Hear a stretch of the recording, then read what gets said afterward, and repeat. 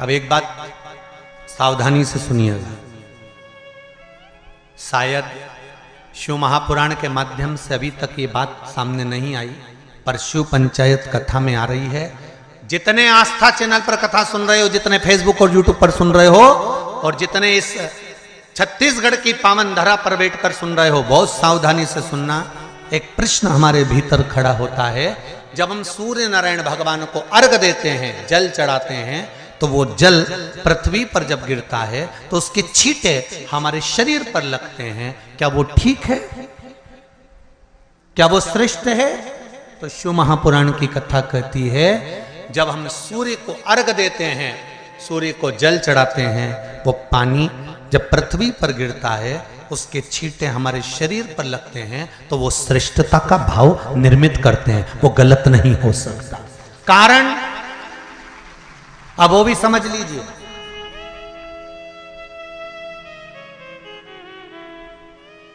अब सूर्य नारायण भगवान को आप जल चढ़ा रहे हो, तो छींटे नहीं लगे, उसके लिए क्या स्टूल पे चढ़ के चढ़ाओगे कि कुर्सी पे चढ़ के चढ़ाओगे? अरे बोलो तो सही। अब कई लोगों के दिमाग में यह बात भरा गई कि हम भगवान को जल चढ़ाते हैं, वो हमारे शरीर में छींटे लगते हैं, जमीन पे से पानी गिरता है, वो हमारे शरीर को छींटे लगते हैं, भगवान को अच्छा नहीं लगता होगा। कौन ने कहा? पहले तो उसको पकड़ के ला।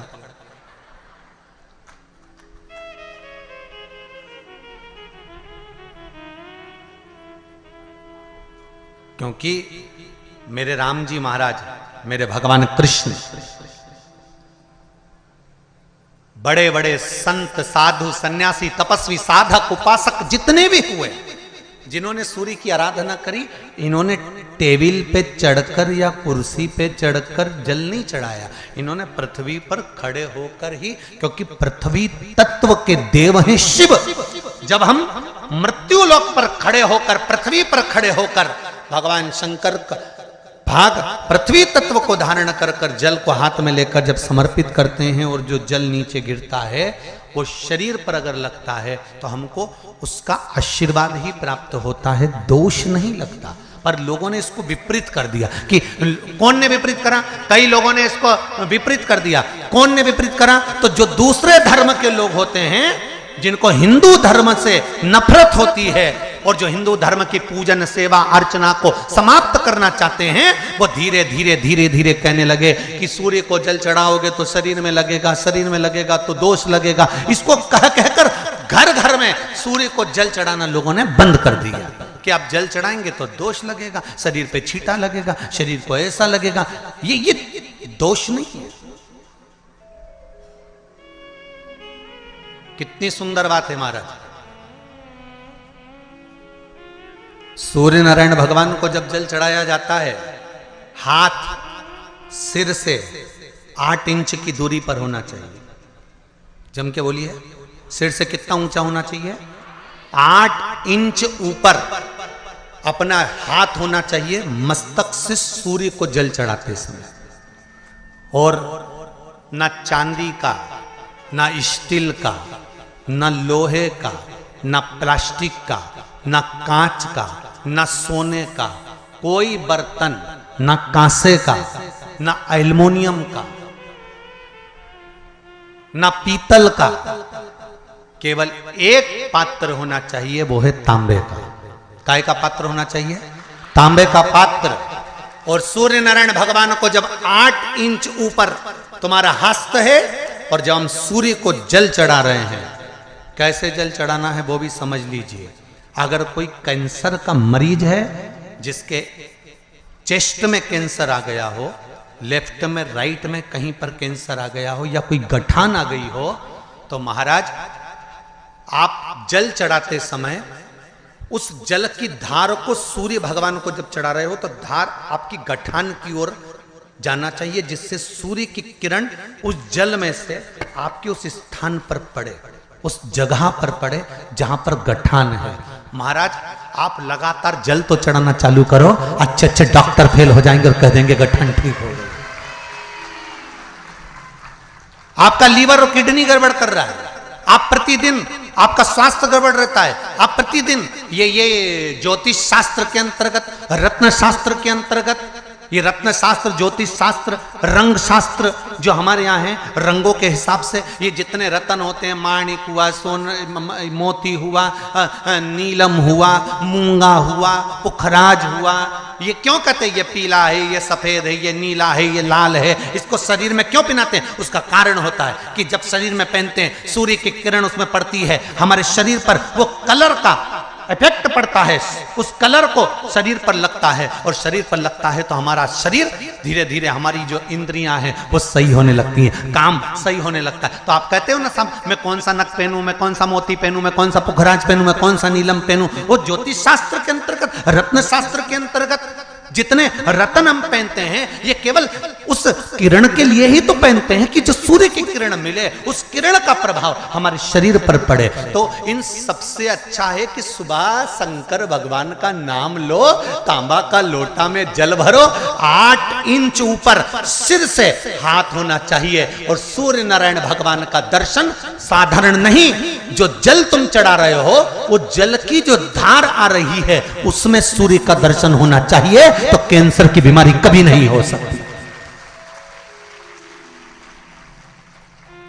लीवर, किडनी, हार्ट, आपके हार्ट में अगर तकलीफ है, डॉक्टर ने कह दिया कि इसमें नस चोक है, आपको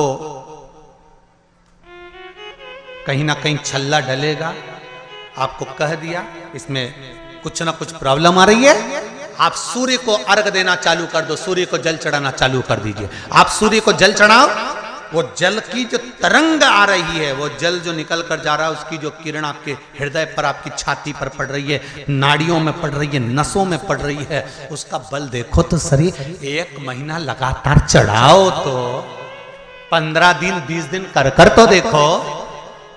क्यों राम जी महाराज जल चढ़ाते थे, क्यों भगवान कृष्ण जल चढ़ाते थे सूर्य को, क्यों दशरथ जी महाराज जल चढ़ाते थे, क्यों कश्यप ऋषि जल चढ़ाते थे सूर्य को, सारे 33 कोटि देवता, सारे ऋषिवर, साधु संत सन्यासी तपस्वी साधक उपासक सब भगवान सूर्य को अर्घ दिया करते थे। क्यों देते थे, किस लिए?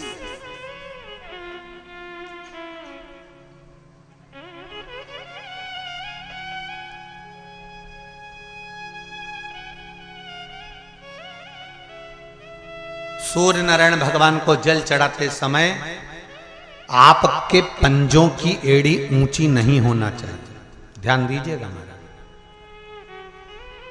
आपका पंजा पांव का पूरा की पूरा जमा होना चाहिए भूमि पर। हाथ कितने इंच ऊपर? 8 इंच ऊपर होना चाहिए। जल जो गिरे, सूर्य की किरण, सूर्य का दर्शन उस जल की रोशनी में करना चाहिए। क्या होगा उससे? जिस बच्चे को आंख में चश्मा लगा हो, मोटे से मोटा चश्मा लगा हो, छूट नहीं रहा हो, तो थोड़े दिन उसको सूर्य का अर्घ चढ़वाना चालू कर दो और जल में से सूर्य का दर्शन कराना चालू कर दो। सूर्य का दर्शन जल में से 2 महीना 2.5 महीना बहुत है, आंख की रोशनी बढ़ जाएगी, चश्मा हट जाएगा। आप कर देखिए। अब एक प्रश्न और खड़ा होता है सूर्य को अर्घ देने का। गुरुजी, पंचदेव पंचायत में सूर्य नारायण भगवान शंकर की पंचायत में हैं। सूर्य नारायण को हम फ्लैट में रहते हैं, हम फ्लैट के अंदर रहते हैं, तो हम फ्लैट में रहते हैं, हमारे यहाँ अगर छज्जा नहीं है, हमारे यहाँ जगह नहीं है, तो हम सूर्य को अर्घ कैसे दें? तो महाराज खिड़की तो होगी, अगर घर में फ्लैट में पानी ढुलेगा और आप लोग नहीं समेट सकते तो एक बाल्टी रख लो, एक पात्र रख लो, पर सूर्य नारायण भगवान को अर्घ देकर रोशनी शरीर पर पड़ना चाहिए। जिंदगी में कभी कोई बड़ी बीमारी नहीं आ सकती। कितने लोग देते हैं सूर्य को अर्घ? जरा हाथ उठाओ। बहुत बढ़िया, बहुत जोरदार। पुरुष लोग भी देते हैं ना, चाहे बच्चे से बच्चा, बच्चों के हाथ में भी 1 लोटा पानी पकड़ाओ। घर में छोटे बच्चे हो ना, उनको तांबे का लोटा दो, पानी दो, जा बाहर खड़े हो जा, 1 लोटा पानी चढ़ा के आओ। पहले दिन आप स्वयं बच्चे के साथ बाहर खड़ी हो, ओटले पर, घर के बाहर खड़ी हो, छत पे खड़ी हो या घर के बाहर खड़ी हो, और बच्चे से कह लो चढ़ाओ बेटा, देखो ऐसा हाथ 8 इंच ऊपर करिए, तांबे का लोटा लेकर पानी धीरे धीरे डोलना है, जैसे वो स्लो मोशन के सीन नहीं होते नाटक में, ये एकदम धीरे धीरे धीरे, बस नहीं तो मालूम पड़े छोरा छोरी एक साथ उंडेल के अंदर नहीं। जल चढ़ाते समय उस पानी में से सूर्य की किरण पड़ना चाहिए, सूर्य की किरण। एक बात और कहना चाहूंगा, अगर आप लोग स्वीकार करेंगे तो, अगर कहीं आपको लगता हो कि बच्चा पढ़ने में कमजोर है, विद्या में कमजोर है, रिजल्ट अच्छा नहीं आ रहा, पढ़ने में कमजोर है, वो पढ़े अपनी जगह पढ़े, वो कार्य करे अपनी जगह करे, मेहनत करे अपनी जगह करे। बच्चों को कह दो कि कुछ समय के लिए सूर्य को अर्घ देना चालू कर। सूर्य की किरण जहां पर ब्राह्मण या हिंदू धर्म का व्यक्ति मस्तक पर तिलक लगाता है, भुकुटियों के बीच में उस सूर्य की किरण इस भुकुटी के बीच पड़ना चाहिए, परंतु पानी कम से कम ना करते हुए स्लो मोशन में धीरे धीरे गिरना चाहिए, एकदम धीरे धीरे। तो यहां एक रेखा सूर्य की किरण से पड़ती है। शिव पंचायत का पूजन कर कर एक कलश में जल भरकर पुष्य नक्षत्र में, और वो भी गुरु पुष्य में, ब्रह्म मुहूर्त में कलश में जल भरकर 5 बेलपत्री शिव, गणेश, दुर्गा, सूर्य नारायण और विष्णु भगवान, इन 5 के नाम से जब हम कलश के अंदर डाल देते हैं, और डालने के बाद में गुरु पुष्य के ब्रह्म मुहूर्त में सुबह 4 बजे के करीब में हम जहां हमारा मन पड़े वहां पर अगर बोर लगवा देते हैं तो पानी तो निकलना ही होता है। ऐसा हो ही नहीं सकता कि जल ना निकले, जल निकलेगा ही।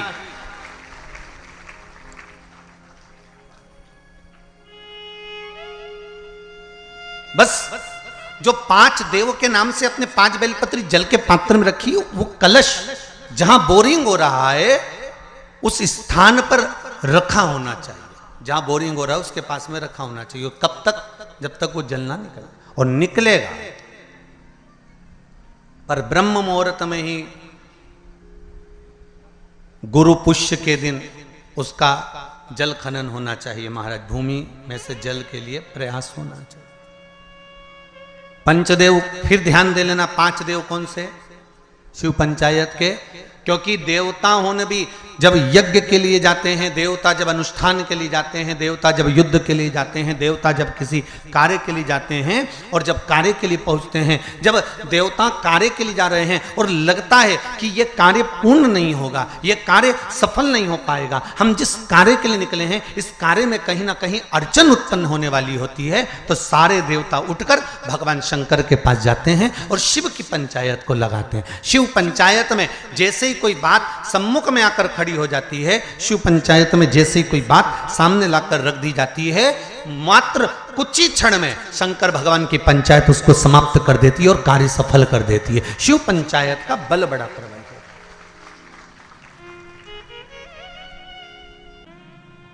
ना जाने कितनी कितनी योनियों को काटने के बाद, ना जाने कितनी कितनी योनियों को काटने के बाद में, कितने जन्मों को निकालने के बाद में ये मानव का जो शरीर मिलता है, और मानव का शरीर जो प्राप्त हुआ है, इस मानव के शरीर को भगवान की भक्ति में रमाना, भगवान के स्मरण में रमाना, भगवान के भजन में रमाना बहुत कठिन है महाराज।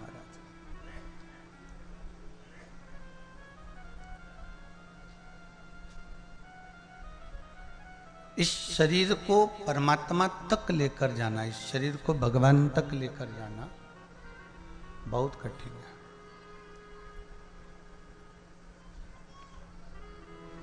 शरीर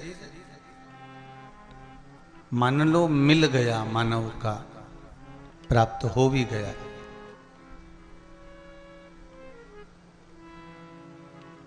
पर वो परमात्मा तक गया ही नहीं, भगवान तक पहुंचा ही नहीं। तो फिर उस शरीर का क्या मतलब? उस शरीर का कोई महत्व ही नहीं है।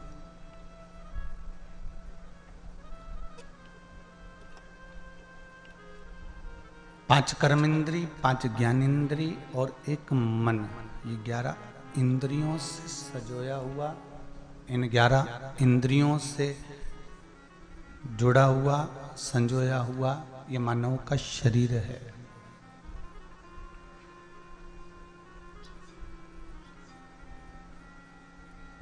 और इस मानव के शरीर को परमात्मा तक लेकर जाना, इन इंद्रियों को भगवान के भक्ति में डुबो देना, एक शरीर को पाने के बाद कुछ अच्छा कर्म कर देना, यही शिव महापुराण की कथा वर्णन करती है।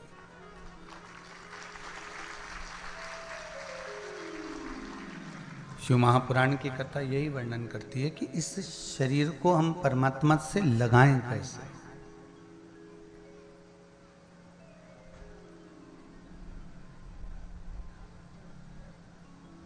इस शरीर को हम भगवान तक लेकर कैसे जाएं।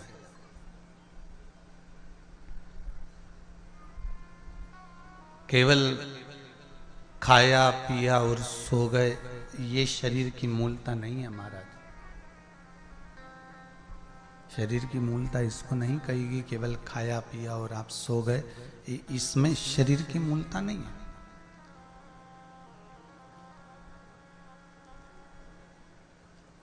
शरीर की मूलता है कि हमने जो मनुष्य का शरीर पाया है, मानव की देह प्राप्त करी है, मानव का जो शरीर मिला है, इसको भगवान की भक्ति में कैसे संजोया जाए।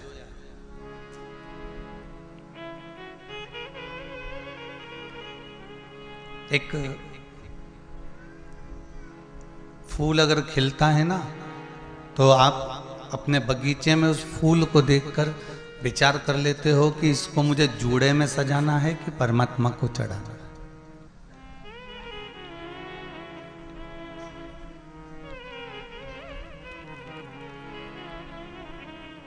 इस फूल को आप देखकर समझ जाते हैं कि इसको मुझे जूड़े में सजाना है कि इसको मुझे परमात्मा को चढ़ाना है। ये फूल, ये पुष्प जो बगीचे में लगाया गया है, जो बगीचे में निर्मित हुआ है, प्रकट हुआ है, उगाया गया है, इसको कैसे संजोना है, इसको कैसे कहाँ लेकर जाना है, इस पुष्प को कहाँ तक पहुंचाना है। उसी तरह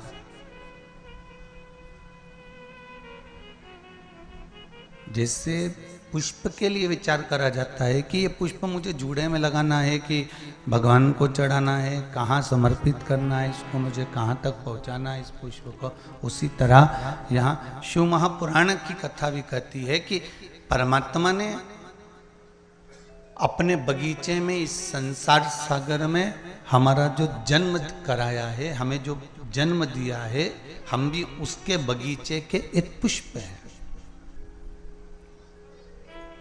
हम भी उसकी बगीचे के पुष्प हैं और उस बगीचे के पुष्प को परमात्मा भगवान की भक्ति में रमाना चाहता है या संसार सागर में इसको उलझाना चाहता है, ये परमात्मा निश्चित कर कर भेजता है। पर कुछ प्रयास आपका, कुछ प्रयास हमारा होना चाहिए।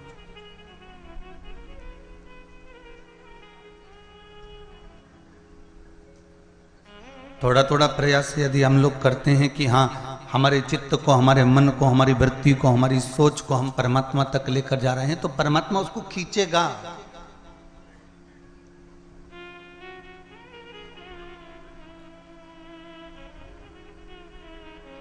और यदि हमने सोच लिया कि ये परमात्मा को हमको देना ही नहीं है,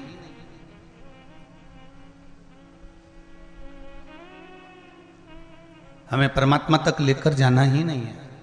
तो फिर परमात्मा भी सोचता है कि मैंने जिस पुष्प का निर्माण जिस चीज के लिए करा था वो पुष्प वहां तक पहुंच ही नहीं रहा।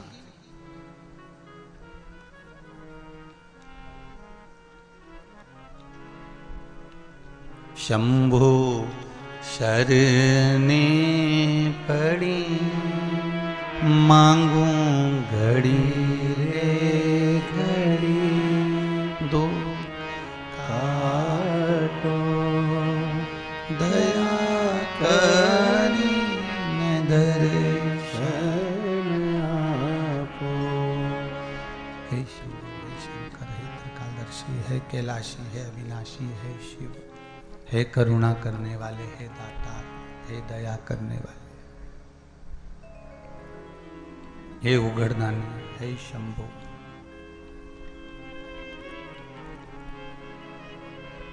ये जो शरीर मिला, इस शरीर को हम परमात्मा की भक्ति तक लेकर जाएं और परमात्मा की अविरल भक्ति में इसको डुबो दें।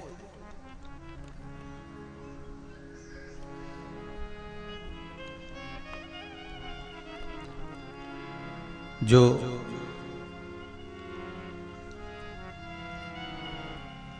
साहू परिवार द्वारा यहां जो कथा चल रही है,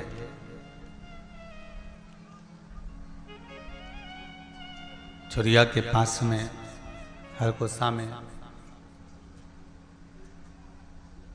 छत्तीसगढ़ की इस पावन धरा से जो कथा श्रवण कर रहे हैं, ये शिव पंचायत शिव महापुराण की कथा है।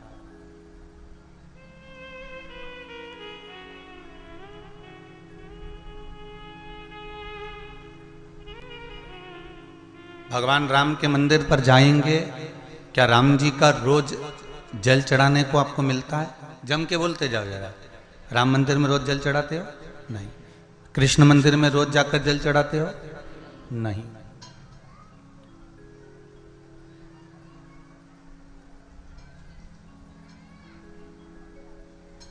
किसी भी देवता के मंदिर में रोज जाकर जल नहीं चढ़ाया जाता है, पर दो इस शिव पंचायत के दो देव ऐसे हैं जिनको रोज जल चढ़ाया जाता है। एक सूर्य नारायण और दूसरे मेरे देवाधिदेव महादेव, दोनों पर जल रोज चढ़ता है प्रतिदिन।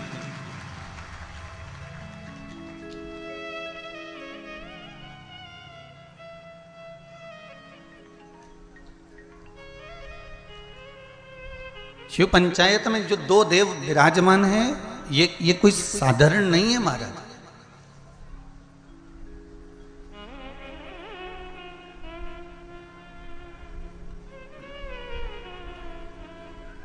इन दोनों देवताओं पर जल जो चढ़ाने का क्रम है,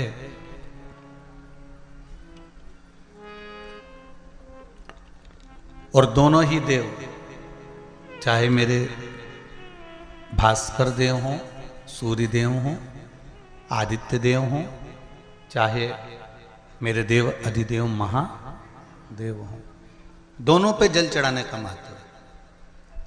आप में से कितने लोग हैं जो सूर्य को रोज प्रतिदिन अर्घ देते हैं? जरा हाथ उठाइए। बहुत सारे हैं। धर लीजिए, बहुत बढ़िया, करना चाहिए। ये जो आज के समय में दुनिया के लोगों को जो ये बीमारियां हो रही हैं ना, कि हृदय गति रुक जाती है, कहीं अटैक आ जाता है, कहीं हार्ट काम करना बंद कर देता है, कहीं लीवर किडनी में सूजन आने लगती है, कहीं लीवर काम करना बंद कर देता है, कहीं किडनी काम करना बंद कर देती है, कहीं डायलिसिस चालू हो जाता है, कहीं बाईपास करवाना पड़ जाता है, कहीं नसें ब्लॉक होने लगती हैं, डॉक्टर ने कह दिया बाईपास कराओ।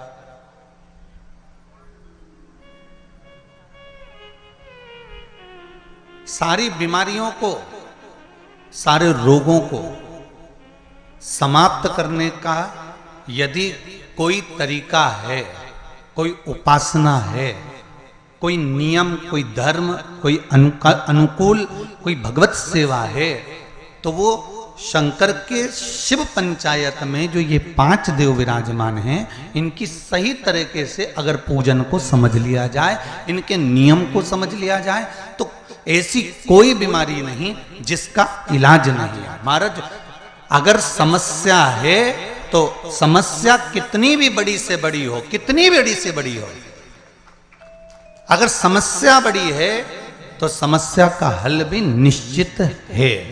अगर कोई रोग आया है तो उसकी दवाई है।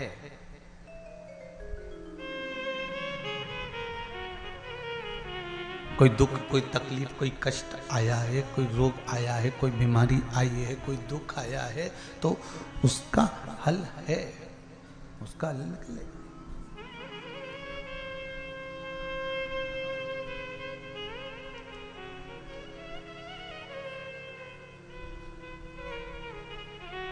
शिव पंचायत को हमें समझना है।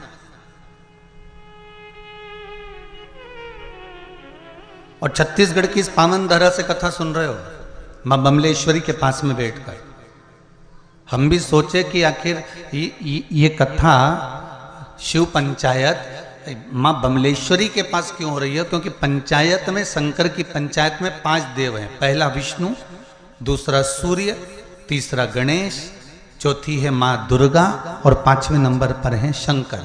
ये 5 देव मिलकर शिव पंचायत बनती है। तो हमने विचार करा कि आखिर ये मां बमलेश्वरी के पास में कथा क्यों हो रही है, डोंगरगढ़ के पास में ये कथा क्यों हो रही है, डोंगरगढ़ बमलेश्वरी से 25 किलोमीटर दूरी पर ये कथा क्यों हो रही है। तो समझ में ये आया कि मां बमलेश्वरी दुर्गा भवानी इस कथा को इसलिए करवा रही है क्योंकि शिव पंचायत में 5 देवताओं में आद्य शक्ति बमलेश्वरी ही मूल रूप से विराजमान है। नहीं तो शिव पंचायत तो अभी चाहते तो देपालपुर हो सकती थी, या फिर आगे रायसेन में कथा है वहां हो सकती थी। अभी रायसेन में भी कथा है 3 तारीख से, 3 अप्रैल से शायद रायसेन में कथा। वहां पर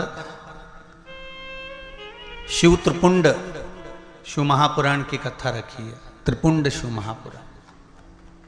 तो शिव पंचायत शिव महापुराण की कथा वो भी बमलेश्वरी के चरणों में। और सबसे ज्यादा भाग्यशाली तो हमने पहले भी कहा है,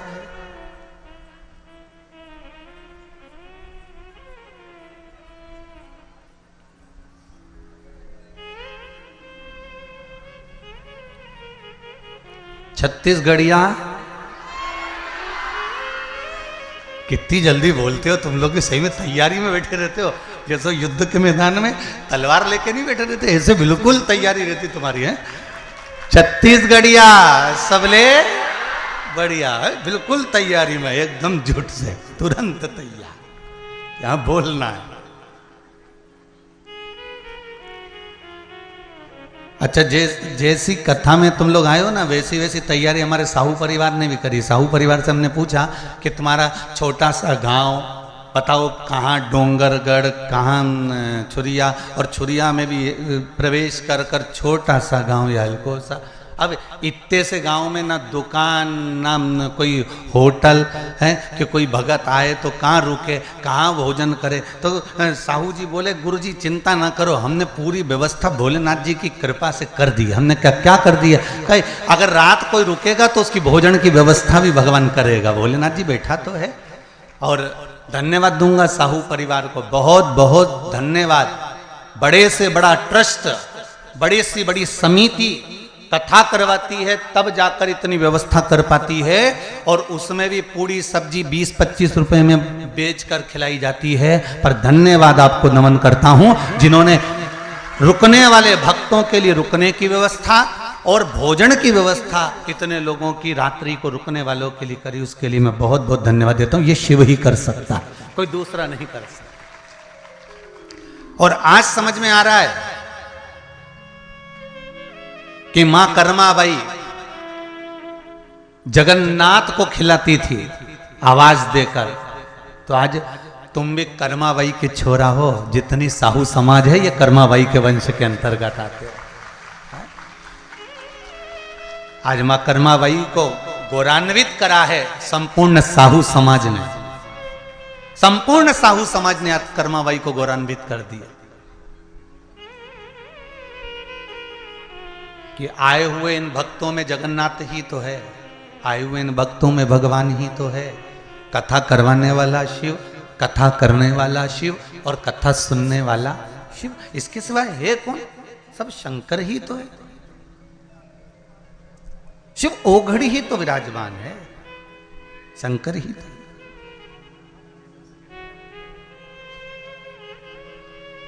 और हम तो महाराज केवल इस पोथी और पुराण को लेकर आते हैं और जितना है इसमें खजाना भरा हुआ आपको लुटाने का प्रयास करते हैं कि आप इसको लूट लो, आप अपने पास में इसको रख लो, फिर मौका मिले ना मिले इसको संजो लो, इसको रखिए।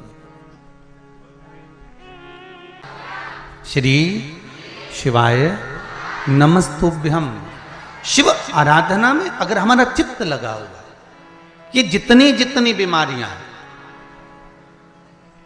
फिर निवेदन करूंगा छत्तीसगढ़ की इस पावन धरा से, चाहे हार्ट से जुड़ी हो, चाहे लीवर से जुड़ी हो, चाहे किडनी से जुड़ी हो, चाहे बड़े से बड़ी, यहां तक शरीर में अगर गांठ भी पड़ी हुई है, तो इन शिव पंचायत के एक एक देवता का पूजन का विधान समझ लीजिए बस।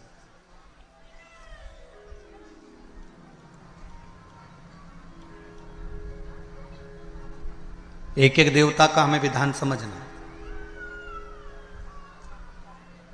शिव परिवार का मंदिर आपके गांव में भी होगा, है शिवलिंग, गणेश जी, कार्तिकेय, पार्वती जी, नंदीश्वर, ये सब अपने गांव में भी रहता, अपने गांव में भी है, ठीक है।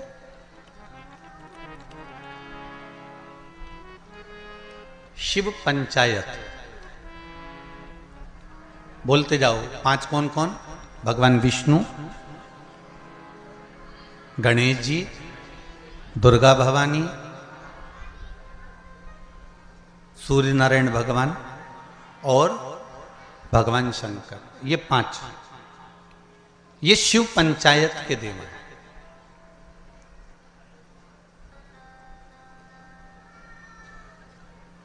कहते हैं पंच तत्व से मिलकर ये मनुष्य का शरीर बना हुआ है। पंच तत्व से मिलकर ये ब्रह्मांड बना हुआ है।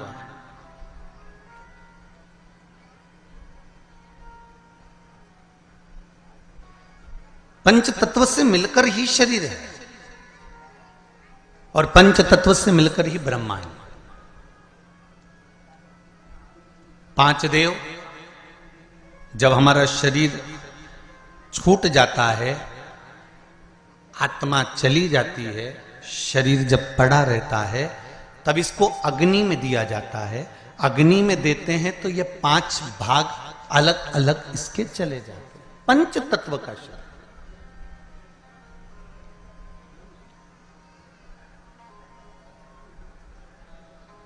ब्रह्मांड में सबसे ज्यादा क्या चीज है? पृथ्वी की पानी। अगर आप नेट पर सर्च करेंगे, निकालेंगे, करेंगे, कहीं सुना होगा तो सबसे ज्यादा है जल। शरीर में भी सबसे ज्यादा क्या है? अरे जम के तो बोलो, जल। सबसे ज्यादा जल। पंच तत्व के 5 देव शिव पंचायत में है। पहले नंबर पर है गणेश, जो जल के देव हैं। काय के देव हैं? जल के।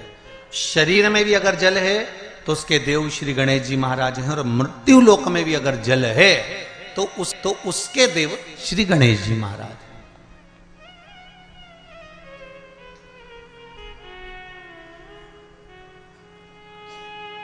हमारे जीवन में शरीर में जल ज्यादा है, मृत्यु लोक में ब्रह्मांड में जल ज्यादा है। इसलिए सर्वप्रथम किसको बनाया गया? श्री गणेश जी महाराज को। क्यों?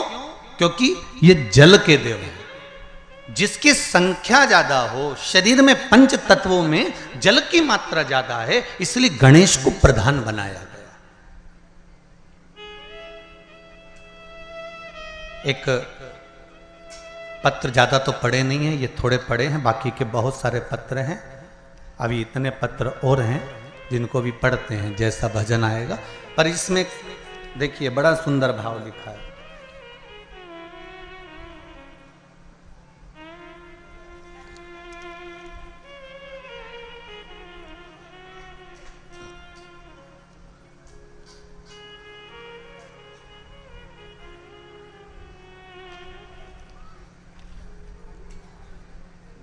रानू गोस्वामी पाटन जिला दुर्ग से हैं। कहीं हैं आप ही हैं? जरा दोनों हाथ हिला दो एक बार। हर हर महादेव। दीदी आपने पत्र लिखा है रानू गोस्वामी पाटन जिला दुर्ग से।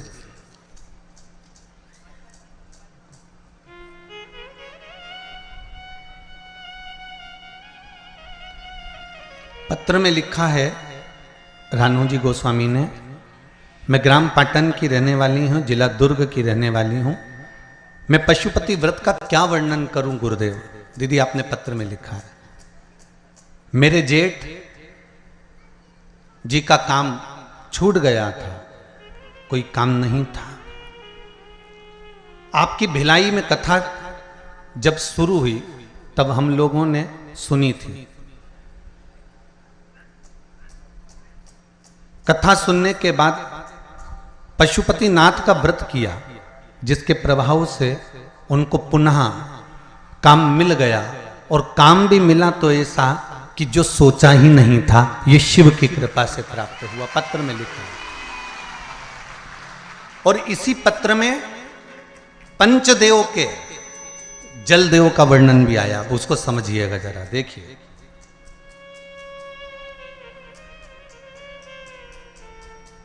गुरुदेव, मेरे घर पर आपने लिखा है, मेरे घर पर पानी की समस्या थी। आस्था चैनल पर भी पत्र पढ़ाया जा रहा है, जिससे कई लोगों को लगे कि कहीं गुरुजी तो पत्र नहीं लिख देते हो, इसलिए आप लोगों को पत्र आस्था चैनल के माध्यम से भी आपको बताया जाता है। गुरुदेव, मेरे घर पर पानी की समस्या थी, जिसके मेरी पुत्री ने व्रत किया था। 5 सोमवार पूर्ण होने के बाद मेरे घर पर बोर हो गया, और अब पानी की समस्या का भी समाधान हो गया है। हम सब अत्यंत प्रसन्न हैं। बहुत बहुत धन्यवाद रानू जी, ग्राम पाटन जिला दुर्ग से। बैठ जाइए। बहुत बहुत साधुवाद। बाबा देवादिदेव महादेव की कृपा पर बनी रहे। हर हर महादेव। अर्थात इस पत्र के माध्यम से हमको यह समझना है कि हम शिव की आराधना केवल अकेले नहीं कर रहे हैं। फिर एक निवेदन करूंगा आप लोगों को, आप अगर शंकर जी के मंदिर में एक लोटा पानी चढ़ा रहे हो ना, तो यह विचार मत करना कि क्या हमने केवल शंकर जी को चढ़ाया। शंकर भगवान की जहां कटी होती है, अर्थात जो नीचे की पीठ होती है जिसपे शिवलिंग रखा होता है, वो पीठ है माँ दुर्गा भवानी, माँ आदिशक्ति, माँ जगदम्बा, माँ दुर्गा, माँ देवी। और शिवलिंग जो रखा हुआ है वो शंकर का स्वरूप है। ऊपर से जो जलाधारी में से जल गिर रहा है एक एक बूंद, वो जया, विषहरा, शामरी वारी, दौतली, देव, शिव जी की 5 बेटियां। जो शिवलिंग के सामने एक मोटी सी बीच में लाइन होती है, वो शंकर जी की छोटी लड़की अशोक सुंदरी है। और जो दोनों साइड में भाग नजर आता है, ये गणेश जी और कार्तिकेय जी महाराज। गणेश और कार्तिकेय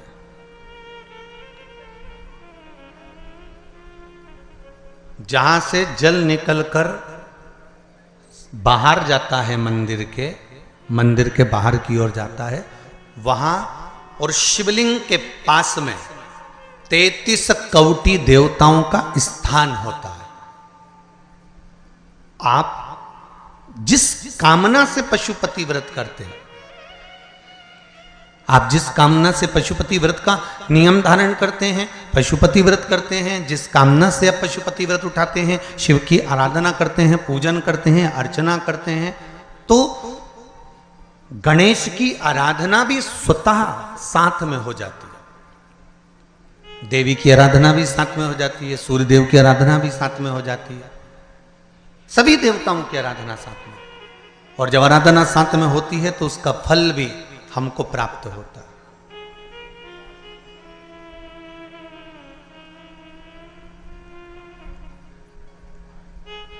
उसका फल भी हमको मिलता है। अब एक बात और ध्यान दीजिए, कई लोगों के मन में आता है गुरुजी शिव परिवार के मंदिर जाता होते हैं तो शिव पंचायत के मंदिर क्यों नहीं बनते?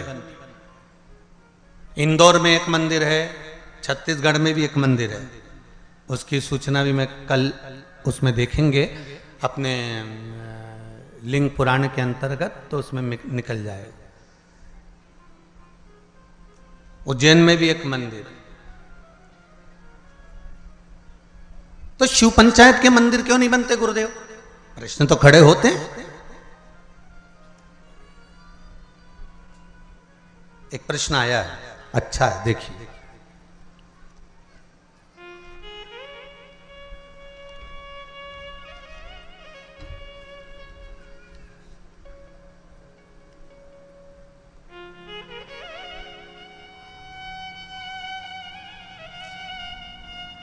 पायल चावड़ा कहीं बैठी हैं? आप ही हैं? दोनों हाथ हिला दो एक बार। हर हर महादेव। सुंदर प्रश्न करा है बेटा आपने। मां, बहुत अच्छा प्रश्न है। शिवजी, गुरुदेव आपसे पूछना है, शिवजी आदि और अंत कुछ नहीं है तो उनकी उत्पत्ति भी नहीं हुई है, तो छिपरा मैया उनकी बहन कैसे हुई? कृपया कथा बताएं। बहुत सुंदर प्रश्न है भाई, जोरदार ताली बजाओ। बैठो दीदी बैठो, बहुत सुंदर प्रश्न के लिए बहुत बहुत धन्यवाद। ऐसे प्रश्न अगर उपजे ना, लोग फालतू के प्रश्न करें ना तो वो आनंद ना आए, और जो प्रश्न काम के हैं ना, ऐसे प्रश्न अगर आए ना तो कथा का भी आनंद बढ़ जाए, कथा का भी एक रोचकता बढ़ती है इन प्रश्नों के माध्यम से। अब आपने लिखा है कि शिव की उत्पत्ति या अंत है ही नहीं, अजन्मा है शंकर। सारे वेद पुराण शास्त्र जो तुमको पढ़ना है पढ़ लो, जो तुमको उठाना है उठा लो, सबके जन्म का प्रसंग मिलेगा, शिव के जन्म का नहीं। हां, विष्णु पुराण में शिव के जन्म का एक प्रसंग छोटा सा ब्रह्मा जी के द्वारा प्रकट होने का लिखा है।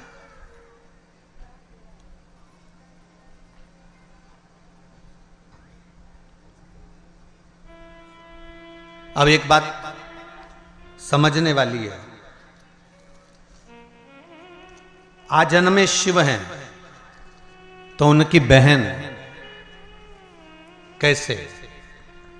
तो शिव महापुराण कहती है, स्कंद पुराण का काशी खंड और उज्जैनी खंड आप अगर ध्यान देंगे तो उसमें मिलेगा आपको, श्रवण करेंगे आप या उसको पढ़ेंगे उज्जैनी खंड के अंतर्गत, काशी खंड के अंतर्गत, स्कंद पुराण में, तो उसमें एक बात बड़ी सुंदर लिखी है स्कंद पुराण में।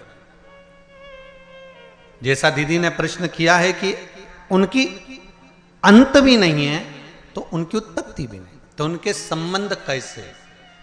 पर काशी खंड में एक शब्द वेदव्यास जी ने लिख दिया स्कंद पुराण के अंतर्गत। वेदव्यास जी लिखते हैं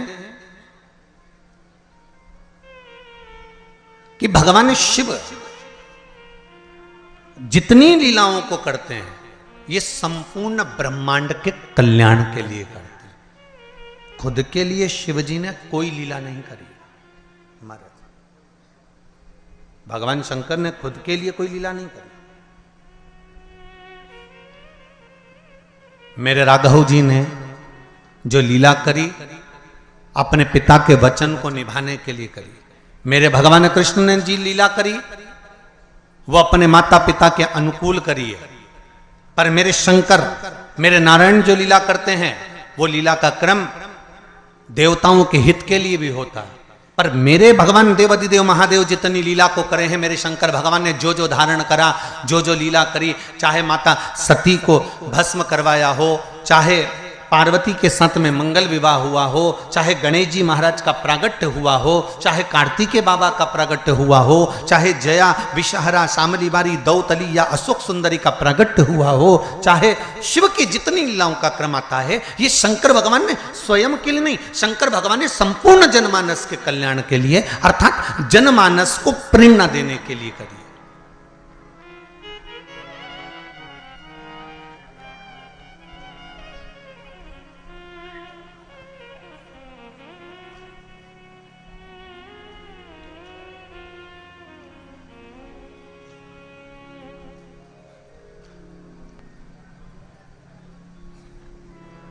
पार्वती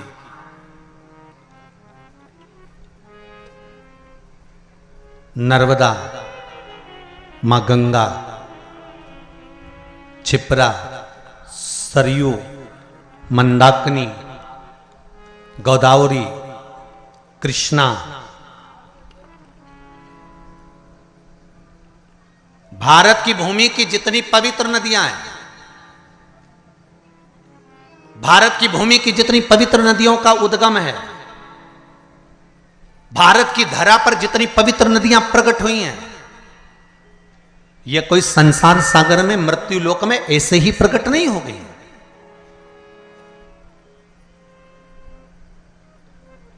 देव अधिदेव महादेव के पास में बारंबार सारी नदियों के लिए प्रागट्य के लिए निवेदन किया गया, पंचायत में यह सिद्ध किया गया, तब जाकर इन नदियों को प्रकट किया गया।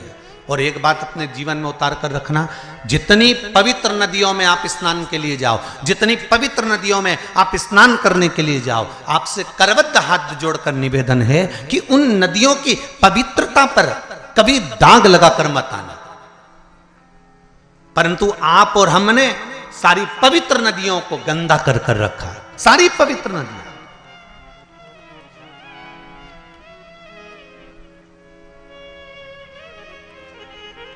मैं कहूंगा यमुना के घाट पर बसा है दिल्ली। दिल्ली काहे पर बसा हुआ है? यमुना के घाट पर बसा हुआ है। आगरा यमुना के घाट पर बसा हुआ है। मथुरा और वृंदावन यमुना के घाट पर बसा हुआ है। बड़े बड़े तीर्थ मां नर्मदा के घाट पर बसे हुए हैं। बड़े बड़े तीर्थ मां गंगा के घाट पर बसे हुए हैं। बड़े बड़े तीर्थ मां कृष्णा के घाट पर बसे हुए, गोदावरी के घाट पर बसे हुए हैं। ये पवित्र पवित्र नदियां जिनको देवता स्वयं अपने लोक से लेकर मृत्यु लोक में आए हैं। एक भी नदी इस भूमंडल पर नहीं थी, परंतु कहीं शंकर भगवान ने कहा, कहीं देवी ने कहा, कहीं सूर्य ने कहा, कहीं किसी ने कहा, सबने कहीं ना कहीं इनकी आराधना करिए और इनको मृत्यु लोक पर लाने के लिए अथक प्रयास करा, अथक प्रयास। अगर आप शिव पंचायत की कथा को सुन रहे हो तो अपने जीवन में एक बात उतार कर रखना कि शिव पंचायत में एक एक नदियों के उद्गम की कथा का वर्णन है महाराज। और सारे देवताओं ने घोर तप कर घोर तप कर इन नदियों को पृथ्वी पर लेकर आए, भूमंडल पर लेकर आए। और नदियां जब भूमंडल पर आ गई, जरा विचार करिए, हजारों हजार वर्ष तक ऋषियों ने, संतों ने, साधुओं ने, देवताओं ने तप साधना करी, तब ये नदियां पृथ्वी पर आई। और पृथ्वी पर आने के बाद ये नदियां इतनी पवित्र रही। और आज उन संतों लोग तो इन नदियों को लेकर आ गए और हम क्या कर रहे हैं? इन नदियों को ओझल करते जा रहे हैं, इन नदियों को छुपाते जा रहे हैं, इन नदियों पे मकान बनाते जा रहे हैं। कहीं गंदा पानी, कहीं नालों का पानी, कहीं गंदगी सब इन पवित्र नदियों में भेजते जा रहे हैं। और विचार कर रहे हैं कि यमुना मैया हमें तार देगी, विचार कर रहे हैं गंगा मैया हमें तार देगी, विचार कर रहे हैं नर्मदा मैया हमें तार देगी, क्षिप्रा मैया तार देगी। तो कैसे तारेगी?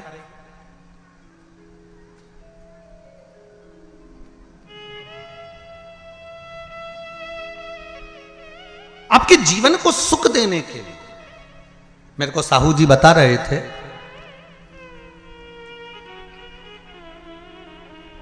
श्री दिनेश जी कह रहे थे कल गाड़ी में, कहे गुरुजी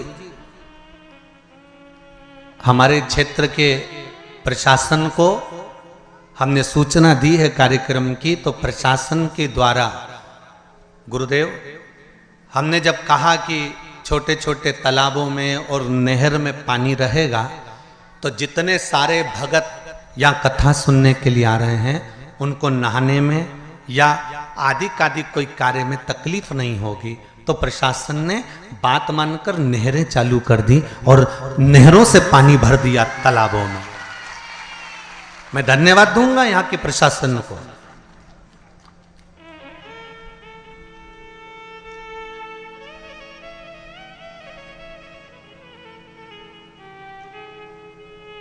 जिन्होंने नहरें चालू कर दी कि भगत लोग, अगर इस छोटे से गांव में जब इतनी बड़ी कथा हो रही है, इतना बड़ा पंडाल लगा हुआ है, इतने जनमानस, और विश्वास नहीं था कि आज पहले दिन इतने जंगल के अंदर गांव, गांव के अंदर गांव, गांव के अंदर गांव। हम भी गाड़ी में पूछते रहे इनसे कि हम सीहोर से चले भोपाल, भोपाल से उतरे कौन सा गढ़, डोंगरगढ़, माँ भमलेश्वरी के दरबार, और डोंगरगढ़ से फिर चले तो निकलते निकलते निकलते निकलते वो महाराज छुरिया है। अब हम समझे कि छुरिया ही हलकोसा होगा, हलकोसा ही छुरिया होगा। भाई हमारे यहाँ जैसे नाम होता है ना, जैसे किसी का नाम बोल देते थे क्या बहरू, और नाम उसका दूसरा था, कमल किशोर या राम किशोर, तो उसका घर का नाम दूसरा। तो हम सोचे हो सकता छुरिया का नाम ही हलकोसा होगा, हलकोसा का नाम ही छुरिया होगा। पर यहाँ आते आते मालूम पड़ा कि डोंगरगढ़ से निकले, फिर यहाँ से निकलते निकलते निकलते निकलते आगे पहुँचे तो मालूम पड़ा वहाँ से छुरिया तो उधर निकल गया, हलकोसा इधर निकल गया। अब हलकोसा भी आते आते आते आते ये पास के गांव के लोग वो गाड़ियों को उधर घुमा के ले गए। तो हमने, मैं स्कूल के बाहर पढ़ा तो दूसरा गांव था, तो हमने जजमान से फिर पूछा क्यों जी अभी हलकोसा नहीं आया, बस 2 किलोमीटर दूर है। हमने कहा तुम कहते कहते तो 25 लिया है।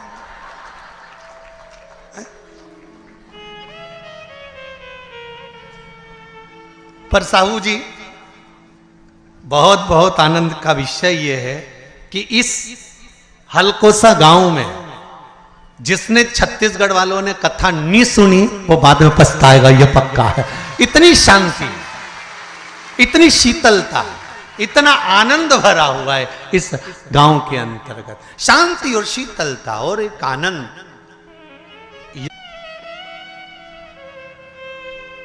वो सुख है।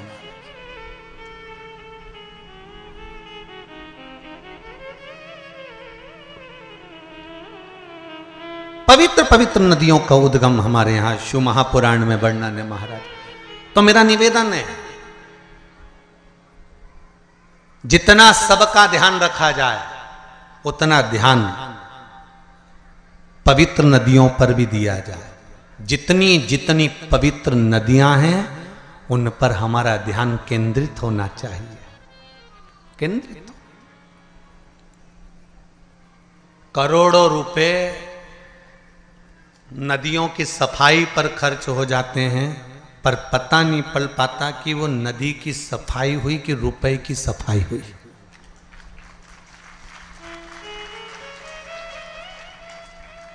पवित्र नदियां,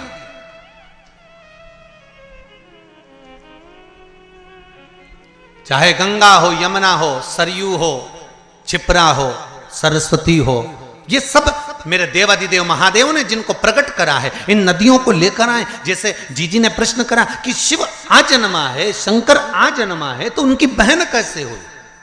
शिव महापुराण की कथा कहती है कि भगवान शंकर को एक दूषण नाम के राक्षस का संहार करना था जो ब्राह्मण के बच्चों का रक्त निचोड़कर पी रहा था। तो शिव लीला करने के लिए एक नदी को प्रकट करना चाहते हैं।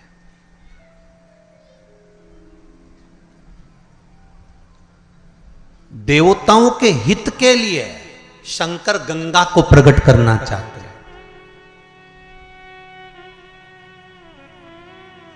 वेद व्यास जी के ज्ञान की वृद्धि करने के लिए शंकर भगवान सरस्वती को प्रकट करना चाहते हैं। संसार में बहुत गरीब से गरीब भी लोग रहेंगे जो अपने घर में शंकर की मूर्ति अगर रखेंगे तो उनके पास यज्ञ करने का पैसा भी नहीं होगा, हवन करने का धन भी नहीं होगा। इसलिए शंकर भगवान नर्मदा जी को प्रकट कर दिया। कौन सी नदी प्रकट करी? नर्मदा। तो पूछा नर्मदा नदी को प्रकट करने का कारण क्या था? शंकर भगवान से पंचायत में बैठे हुए देवताओं ने, भगवान विष्णु ने, भगवान सूर्य ने, माता जगत जननी दुर्गा भवानी ने, श्री गणेश जी महाराज ने, सबने प्रश्न करा कि भोलेनाथ आपने नर्मदा को क्यों प्रकट करा? तो शंकर भगवान कहते हैं नर्मदा को प्रकट करने का केवल एक कारण है कि नर्मदा का जो कंकर निकलेगा वो शंकर होगा। इसको ना यज्ञ की जरूरत है ना अनुष्ठान की जरूरत है, जिसने ले जाकर बिठा दिया वो वहीं सिद्ध हो जाएगा, वो वहीं सिद्ध हो गया। उसको प्राण प्रतिष्ठा की भी जरूरत नहीं है, वो तो जहां रखा वह सिद्ध है।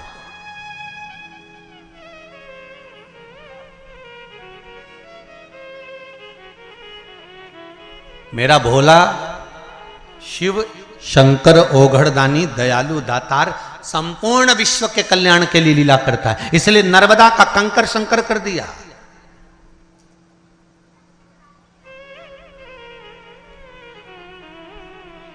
और शिव कृपा, शिव दया, शिव करुणा किसको कहते हैं? कि जहां शंकर की कथा होती है, शंकर का स्मरण होता है, शंकर का भजन होता है, वह भूमि भी, कंकर भी शंकर हो जाता है। और कुछ दिन के लिए, 7 दिन के लिए तो हल्कोसा की ये पावन धरा भी, कंकर भी शंकर। एक कंकर शंकर का भी पत्र अच्छा आया, देखिए।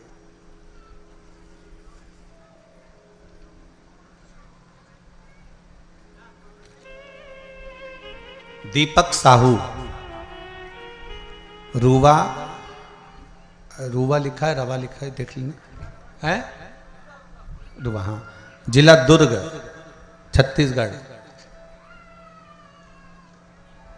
आपने, आप तो पास में ही हैं, जरा माइक पहुंचाइए, कॉर्डलेस दीजिए।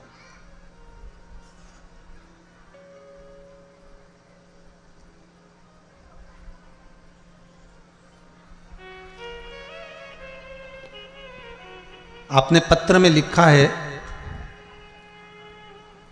गुरुदेव रुद्राक्ष महोत्सव चल रहा था कुबेरेश्वर धाम पर, और रुद्राक्ष महोत्सव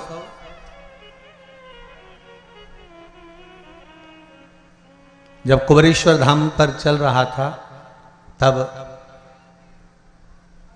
हम लोगों ने टिकट करवा रखे थे। 10 लोगों के सबके टिकट हुए और सबने टिकट करवाए।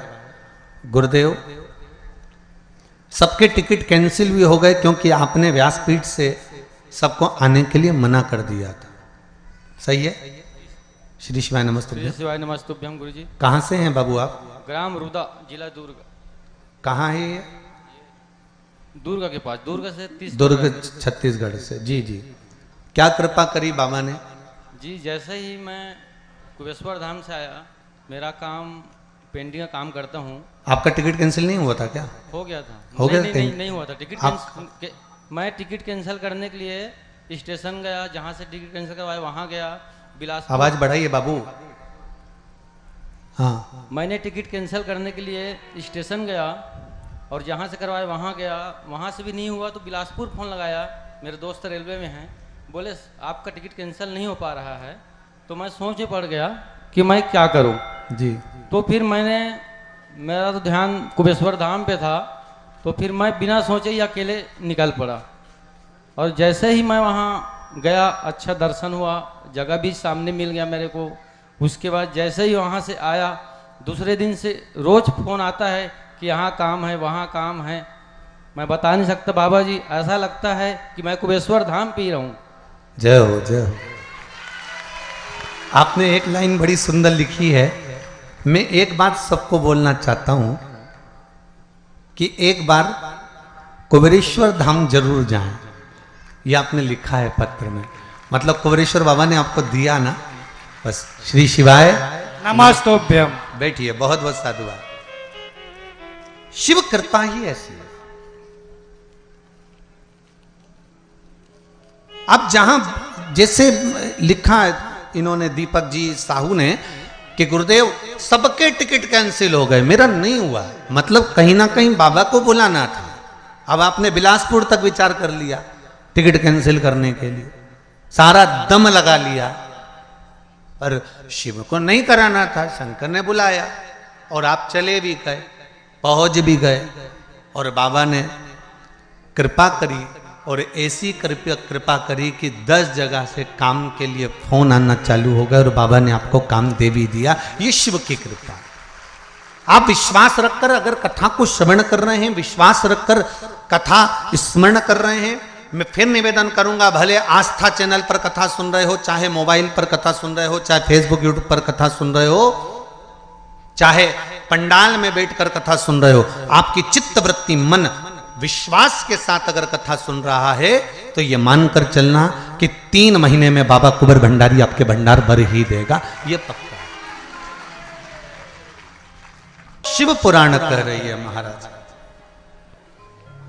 पंच तत्व से बना ये शरीर, पंच तत्व से निर्मित ये ब्रह्मांड, और शिव पंचायत के वो 5 देव इस पंच तत्व के मूल स्वरूप हैं।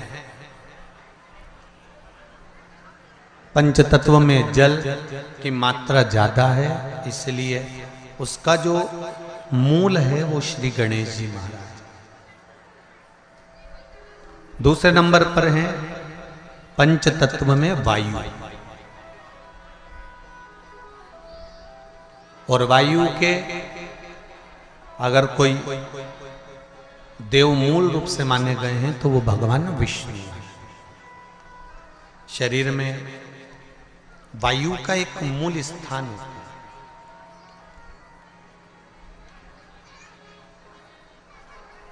जैसे कई लोग कहते हैं गुरुजी, आप कहते हो कि कथा सुनना चाहिए, कथा पंडाल में जाना चाहिए, या कथा श्रवण करना चाहिए, चाहे चैनल पर सुनो चाहे कहीं पर भी सुनो, पर कथा सुनो।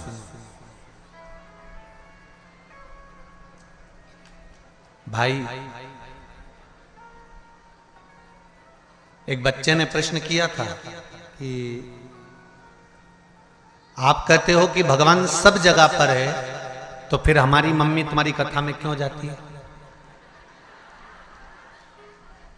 जब भगवान सब जगह पर है तो हमारी मम्मी को कथा में जाने की जरूरत क्या है? हमने भी वही कहना चाहते हैं। हवा सब दूर है, बोलो सही है कि गलत है? बोलते जाओ जरा जम के, सही है। हवा सब जगह पर, और गाड़ी के पहिया पंचर हो गया हो, उसकी हवा निकल गई हो, और तुम किसी से जाकर कहो कि तुम पहुंच गए छुरिया में और वहां जाकर तुमने कहा कि साहब हमारी गाड़ी के पहिए की हवा निकल गई है, और कोई तुमसे कहे हवा तो सभी जगह पर है, हवा की कोई कमी नहीं। अभी हम छुरिया तो नहीं गए, पर जाएंगे जरूर एक बार। नाम इतना जोरदार है तो घूमने में क्या दिक्कत है? तो कोई तुमसे कहे कि सब हवा निकल गई है पहिए की, और हवा तो वो कोई तुमसे कहे ज्ञान की बात है, हवा तो सभी जगह है। तो सब जगह है तो पहिए की हवा सभी जगह है, सभी जगह। ठीक। अब तुमने सोचा ये तो पागल है, इसके क्या मुंह लगना। फिर किसी के पास गए, वहां जाकर तुमने कहा भैया हवा, हमारी गाड़ी के पहिए की हवा निकल गई, तो वो तुमसे कि हवा तो अच्छे अच्छे की निकल जाती है।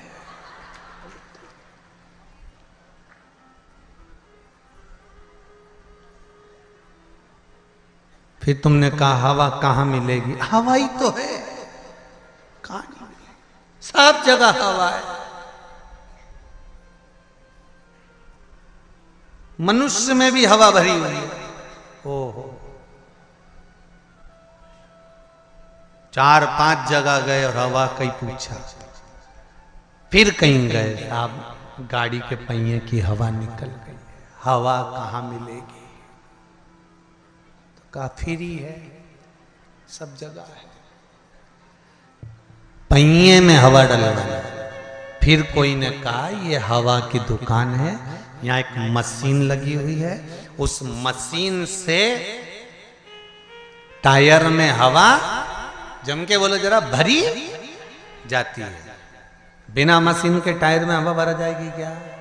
बोलते जाओ जरा दमदारी से। नहीं, उसी तरह मेरा उस बच्चे से निवेदन है जिसने कहा था कि जब भगवान सब जगह पर है तो हमारी मम्मी तुम्हारी कथा में क्यों जाती है, तो उस बच्चे को समझाना चाहूंगा, हवा सब जगह पर है, भगवान कण कण में बैठा हुआ है, पर मशीन तो यही लगी हुई है जो भर देती है।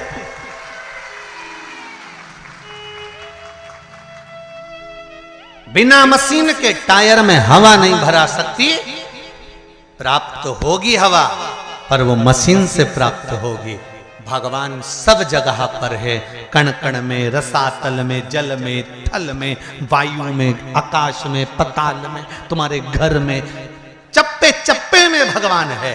पर भगवान को पाने का स्थान अगर कहीं है, जैसे हवा भरने का स्थान हवा वाले की दुकान है, उसी तरह भगवान को पाने का स्थान सत्संग और शिव महापुराण की कथा है, जहां परमात्मा मिल जाता है।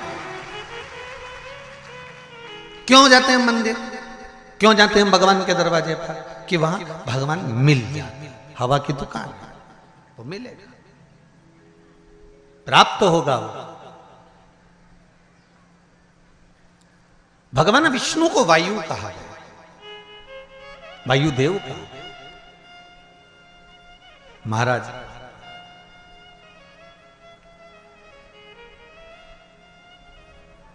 इस मनुष्य के शरीर में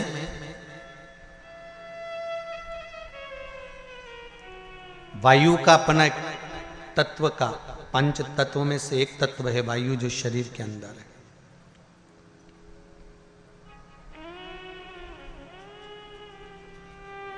और उस वायु को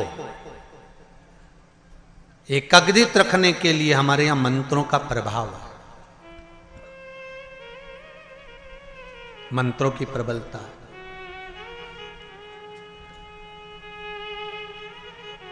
तीसरे नंबर पर है शिव, पृथ्वी का स्वरूप, पृथ्वी के देव है। पृथ्वी का देव 33 कोटि देवताओं में किसी को नहीं कहा गया, पृथ्वी का देव केवल एक को कहा गया है, वो देव अधिदेव महादेव है, क्योंकि ये पृथ्वी के देव है। मृत्यु लोक का अगर आधिपत्य किसी के पास है तो शिव के पास। चंद्रदेव का लड़का था, देखो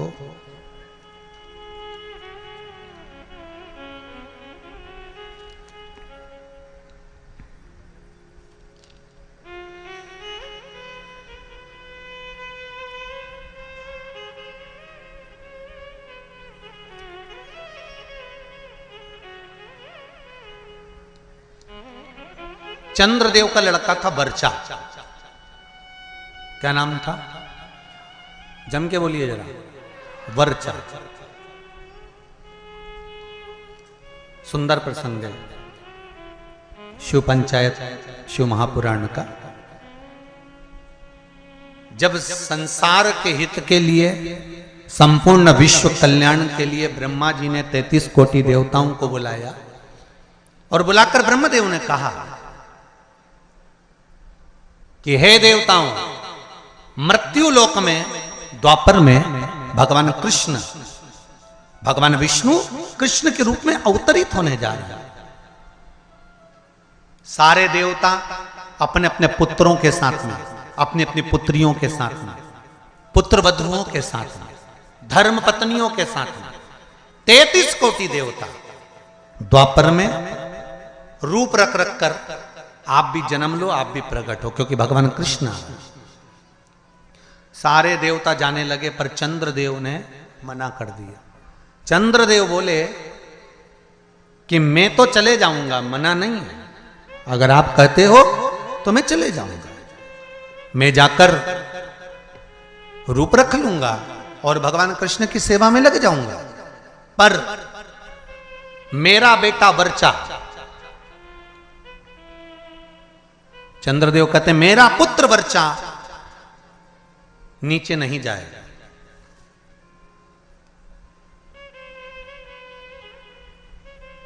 खूब समझाया देवताओं ने। देखिए, जब 33 कोटि देवता जा रहे हैं तो आप अपने पुत्र को क्यों नहीं भेजते?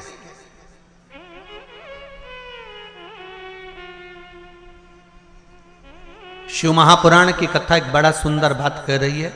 अच्छी लगे तो रख लेना, नहीं लगे तो जाते जाते कहीं कोई कुंड या तालाब मिले तो उसमें पटक देना। बात तो कहेंगे व्यासपीठ से, अच्छी लगे तो रखो। देवता कह रहे हैं, चंद्रदेव वर्चा को, आपके पुत्र को आप मृत्युलोक में भेजो जनहित के कल्याण के लिए।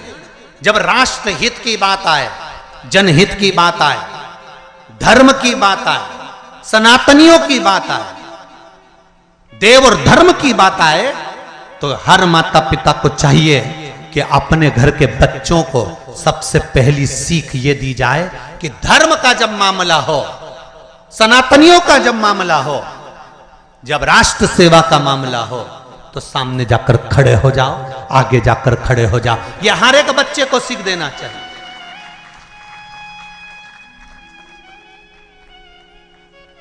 पर हम अपने बच्चों को सीख देते हैं, कहां जा रहा है? अरे मम्मी, और देखो जरा, भगवान के मंदिर में अनुष्ठान चल रहा है, साहू परिवार शिव महापुराण की कथा करवा रहा है, गांव में कथा हो रही है, गांव के अंतर्गत कार्यक्रम चल रहा है, संपूर्ण गांव का कार्य है। तुझे क्या करना जाकर? वो तो उनका काम है ना, चुप बैठ। माता और पिता को चाहिए कि अगर हमारे गांव में अगर आए हैं इतने मेहमान, हमारे गांव में इतने लोग कब आएंगे साहब? ये तो शंकर की कृपा से शिव के रूप में आए हैं, कब आएंगे? बल्कि घर के लोगों को ये चाहिए कि अपने बच्चों से कहे, तेरी परीक्षा हो गई, पढ़ाई हो गई, एग्जाम हो गए, रिजल्ट अपनी जगह आएगा। 7 दिन शिव महापुराण की कथा चल रही है, जाकर पंडाल में सेवा करो, झाड़ू लगाओ, कोई को जरूरत हो पानी पिलाओ, किसी चीज की जरूरत हो तो सेवा करो। 33 कोटि देवता भी शंकर भगवान की सेवा में लगे रहते हैं। तुम खुद देख लो, कल तक यहां पर इतनी तेज गर्मी पड़ रही थी, प्रचंड धूप पड़ रही थी, और आज निकल कर देखो तो चारों तरफ छाए नजर आई।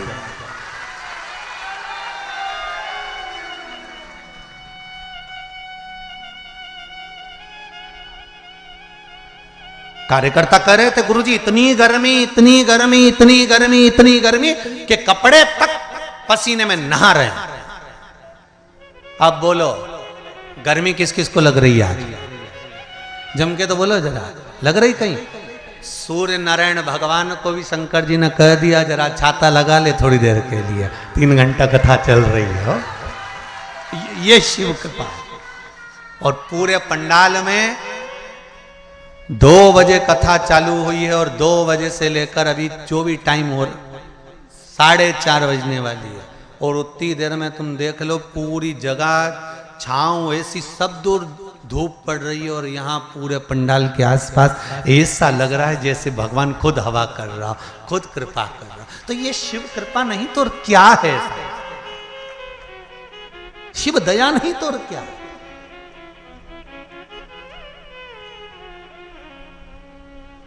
अरे तेरा ही दिया मैंने खाया पिया है, तेरा शुक्रिया है, तेरा शुक्रिया है। मुझे भोले बाबा ने बहुत दे दिया है, तेरा शुक्रिया है, तेरा शुक्रिया है। जब धर्म हित की बात आए, सनातनियों की बात आए, देव और देवताओं की बात आए, तब हमारे बच्चों को हमें सीख देना है कि आगे बढ़ जाओ। पर चंद्रदेव ने अपने पुत्र वर्चा को कहा ये नहीं जाएगा, द्वापर में मृत्यु लोक में भगवान नारायण के साथ में कार्य करने के लिए नहीं जाएगा।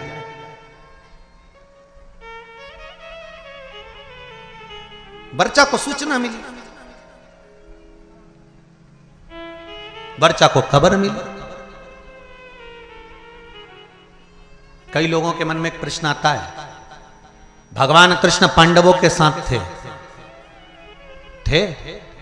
बोलो तो थे ना?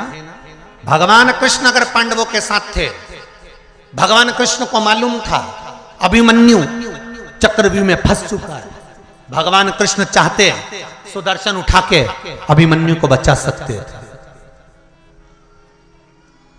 भगवान कृष्ण चाहते तो अभिमन्यु की रक्षा कर सकते थे, भगवान कृष्ण चाहते तो अभिमन्यु को बचा सकते थे, अभिमन्यु की रक्षा कर सकते थे। जब अर्जुन, नकुल, सहदेव, भीम, युधिष्ठिर ये पांचों की रक्षा मेरे कृष्ण ने हर घड़ी, हर पल, हर क्षण करी, तो सुभद्रा का पुत्र है अभिमन्यु।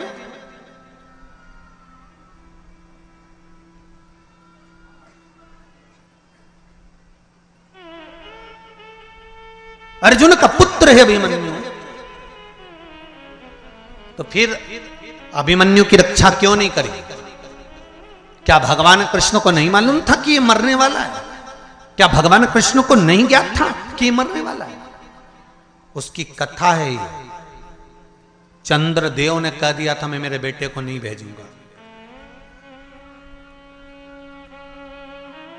वर्चा को मालूम पड़ा,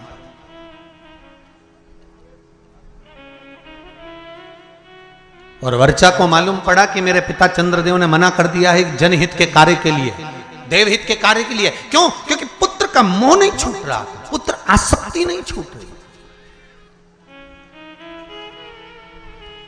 कई लोग आपसे पूछेंगे पूर्व समय में अभिमन्यु कौन था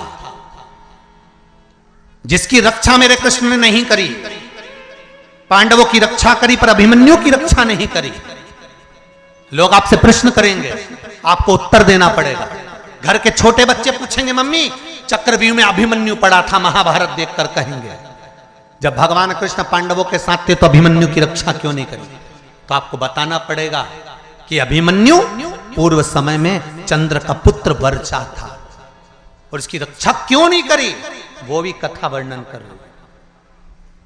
ये शिव पंचायत, शिव महापुराण में चरित्र आता है हमारा। अभिमन्यु का पूर्व का नाम था वर्चा, चंद्र का पुत्र।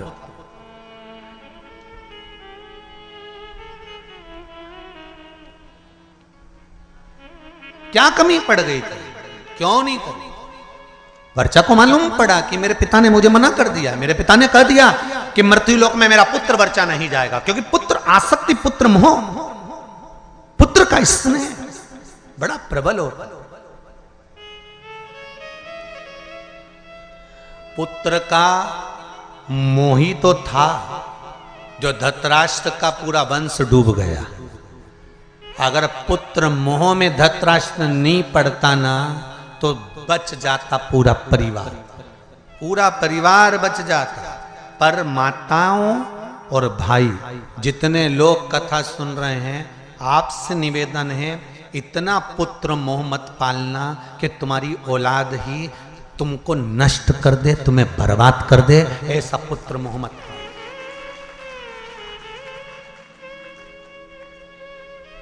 बहुत पुत्र मोह है आज के जमाने में, मेरा बेटा, मेरा बेटा, मेरा छोरा, मेरा छोरा, मेरा छोरा, और छोरा छोरा छोरा। और जब आई छबीली फिर काय का छोरा।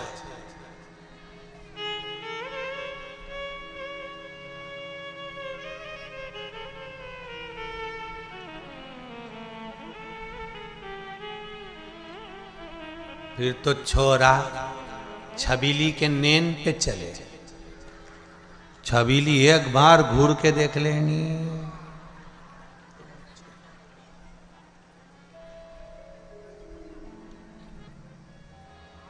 इतना बल।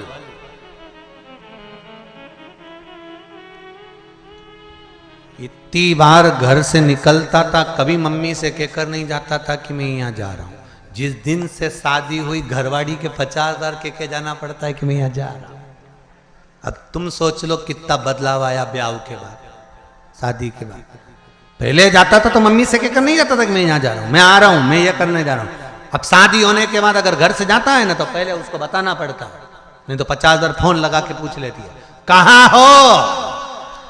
बस इतना बोला ना तो बापड़ा का पसीने की बूंद छा गई। अब भी आया 20 मिनट में, बस पहुंच ही दिया हूं। आ रहे हो वो वाला हाल है ना। एक पत्नी ने पति से कहा कपड़े पड़े हैं बाथरूम में,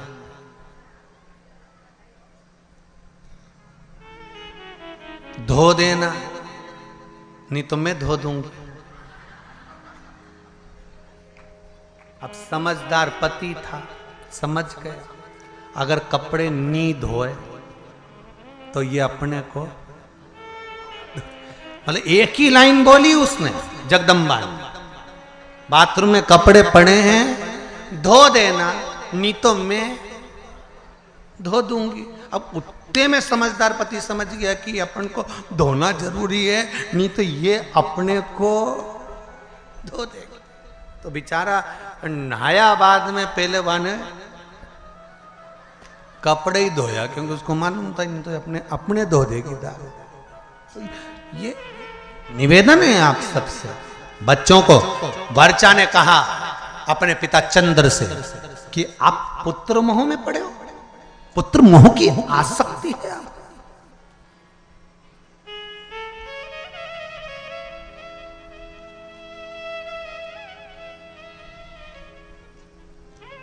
पुत्र मोह की आसक्ति।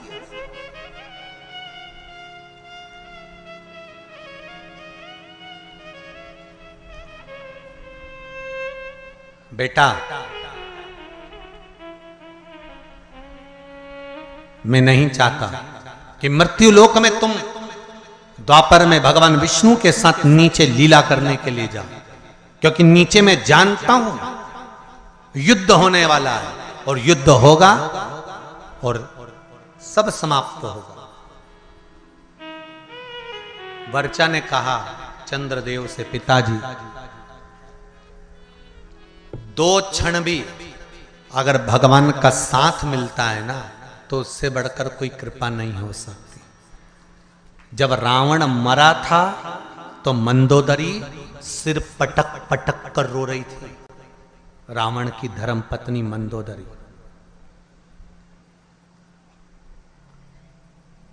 तो भगवान राम ने मंदोदरी से जाकर कहा, मंदोदरी तुम राजमाता हो, मंदोदरी तुम लंका की राजमाता हो, तुम रानी हो लंका की, पति के लिए वियोग कर रही हो, पति के लिए रो रही हो।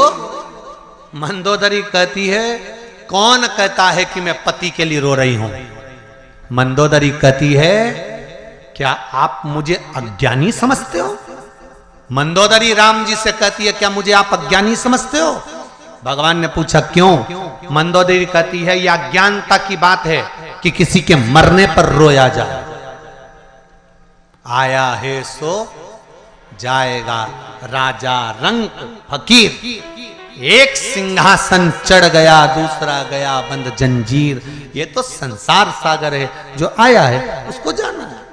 कोई अच्छे से जाएगा कोई बुरे से जाएगा, मरना तो सबको है, चाहे तुम बादाम खाओ चाहे रोटी खाओ। राख का ढेर सबका बनना। कहीं की ब्यूटी क्वीन भी होगी ना, उसके मरने के बाद राख क्वीन नहीं होगी।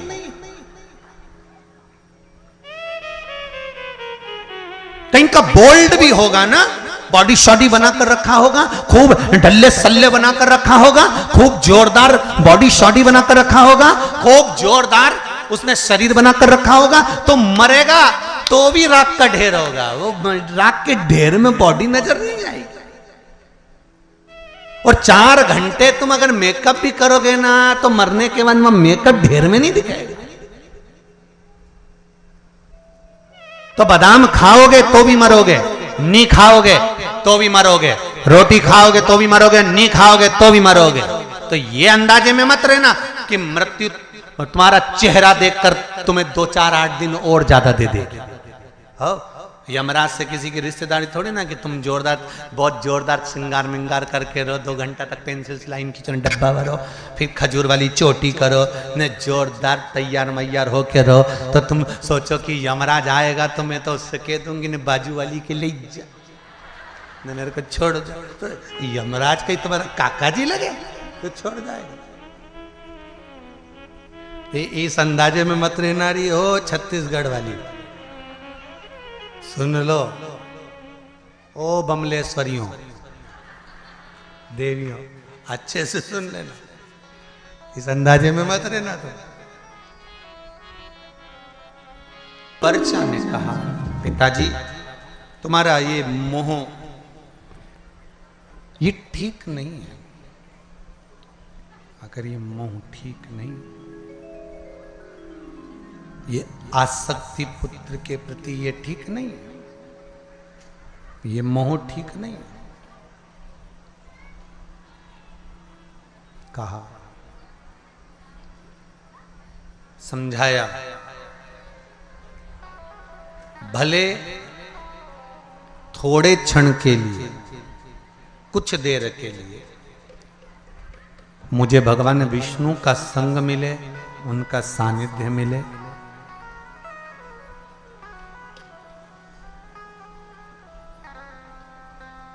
पर मिला तो सही ना।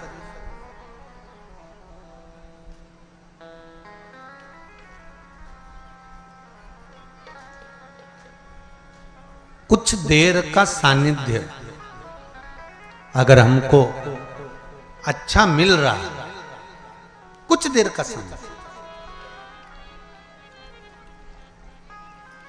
तो पहले भगवान को धन्यवाद देना कि हमको अच्छे लोगों का संग सानिध्य मिल रहा है।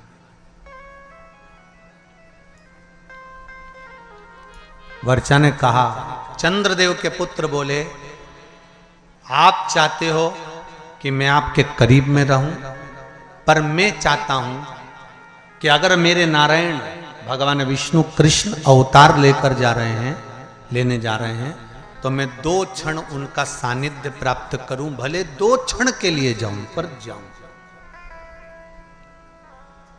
अपने नजदीक में अगर शिव महापुराण की कथा हो, कहीं आसपास क्षेत्र में कहीं कथा हो, सत्संग हो, तो प्रयास करना कि भले थोड़ा समय जाऊं, पर जाऊं, शिव की आराधना कर कर आऊं, शंकर की उस धरा को चरण छू कर आऊं जहां का कंकर शंकर है, उसको छू, भले 2 क्षण पर जाऊं, वहां पहुंचूं।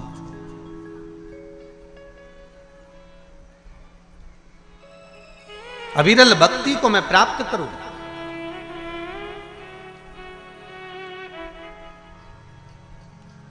शिव आराधना में मैं डूबूं।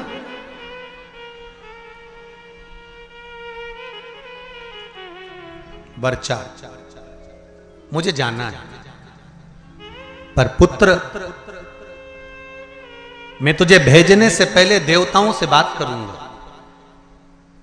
चंद्रदेव ने बुलाया भगवान ब्रह्मा को और ब्रह्मदेव से कहा, प्रभु मेरी एक बात को स्वीकार करेंगे? बोलिए क्या बात? मैं अपने पुत्र वर्चा को भेजने को तैयार हूं, पर चाहता हूं कि ज्यादा समय मेरा पुत्र मृत्यु लोक में ना रहे, तुरंत मेरे पास वापिस लौट कर आ जाए। ब्रह्मा जी ने कहा तथास्तु। जब भगवान विष्णु का कृष्ण अवतार होने वाला था, तब ब्रह्मदेव ने हाथ जोड़कर भगवान विष्णु से, कृष्ण से कहा था, हे कन्हैया कृपा करना,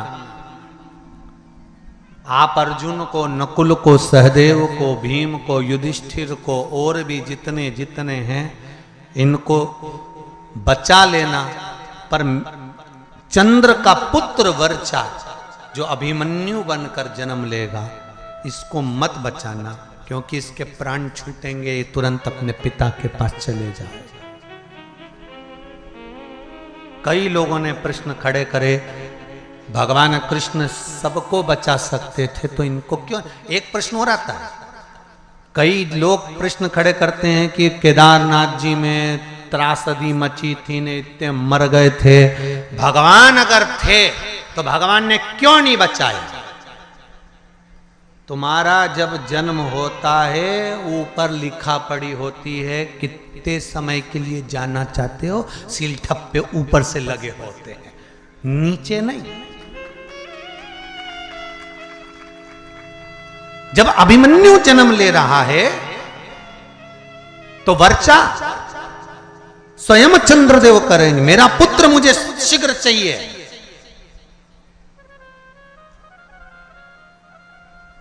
अच्छे कार्य में, जनहित में, राष्ट्रहित में, धर्महित में, जगहित में नेक कर्म करते हुए, अच्छा कर्म करते हुए अगर आपके प्राण चले जाएं तो समझ लेना कि आपको भगवान ने थोड़े समय के लिए सील ठप्पे लगाकर ही भेजा था कि संसार में जाकर आपको ये अच्छा कार्य करना है, ये अच्छा करना है आपके माध्यम से करना।